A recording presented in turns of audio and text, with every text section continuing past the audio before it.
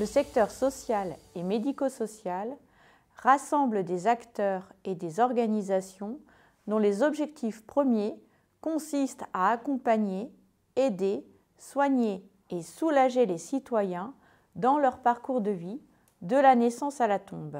Les métiers de ce secteur souffrent pourtant aujourd'hui d'un manque d'attractivité et éprouvent des difficultés à fidéliser les actifs.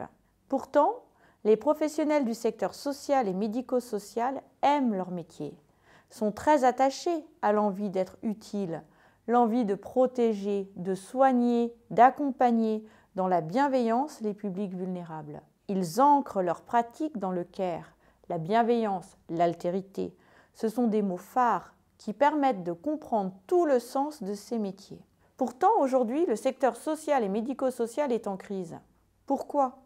Plusieurs causes ont été identifiées. Mais à tout mot, il est possible de trouver un remède. Tout d'abord, les problèmes de recrutement sont considérables.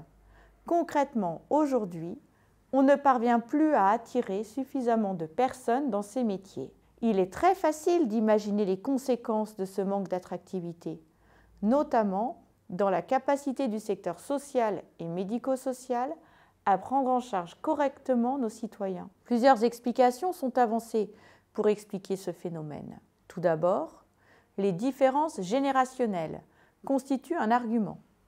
Les jeunes ne partagent pas avec leurs aînés le même regard sur les métiers, non seulement sur le contenu du travail, mais aussi et surtout sur la place du travail dans la vie. Il n'est pas simplement question de concilier vie personnelle avec la vie professionnelle, mais de définir des modalités de relation à l'emploi qui offrent un cadre de vie personnelle agréable. Ces attentes, définies par les nouvelles générations, se retrouvent dans la gestion des temps de travail. Les jeunes ne souhaitent pas travailler le week-end ou le soir. Pourtant, les publics accompagnés ne cessent pas d'exister durant ces périodes de temps. Ce phénomène a pour effet de reporter la charge de travail sur les aînés, actifs, qui se retrouvent non seulement surchargés, mais qui éprouvent de l'injustice organisationnelle. Ensuite, les nouvelles générations apprécient le télétravail, mais dans le secteur social et médico-social, ces nouvelles modalités ne sont pas toujours en adéquation avec les besoins réels du terrain. Les organisations, déjà en sous-effectif pour beaucoup, se retrouvent dans l'obligation de les recruter quand même, sous leurs conditions, tout en sachant que ces modalités vont perturber, voire détériorer la qualité de vie au travail pour l'ensemble des collaborateurs. Le dernier point concernant les modalités de recrutement concerne les organisations de formation pour les métiers du soin qui accueillent des jeunes publics sans avoir eu l'opportunité, lors d'un entretien, d'expliquer les enjeux de ces métiers ainsi que les difficultés associées. Il existe un fort taux d'abandon de ces métiers pour les jeunes lors de leurs premières années de formation. Ces constats sur les modalités de recrutement et d'attractivité des métiers nous amènent à conduire des travaux de recherche pour comprendre les facteurs explicatifs de ces phénomènes, mais aussi et surtout pour trouver des pistes d'amélioration, voire des clés pour résoudre efficacement ces difficultés. Nous avons conduit des travaux de recherche autour des IFSI, c'est-à-dire des instituts de formation des infirmiers.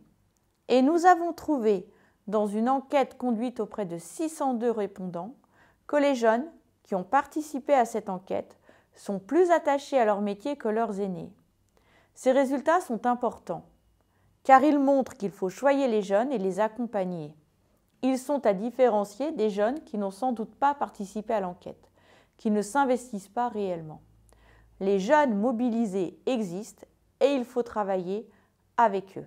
Une autre enquête, conduite auprès de 270 professionnels, toujours auprès d'un IFSI, montre que les instituts de formation doivent remplir pleinement leur rôle pour générer de l'implication organisationnelle et professionnelle, c'est-à-dire être en capacité de générer un lien de qualité susceptible de renforcer l'identité professionnelle nécessaire pour devenir de bons professionnels engagés, en consonance avec les valeurs de ces métiers et en accordance avec l'envie d'aider, d'accompagner, de bien travailler auprès de publics vulnérables.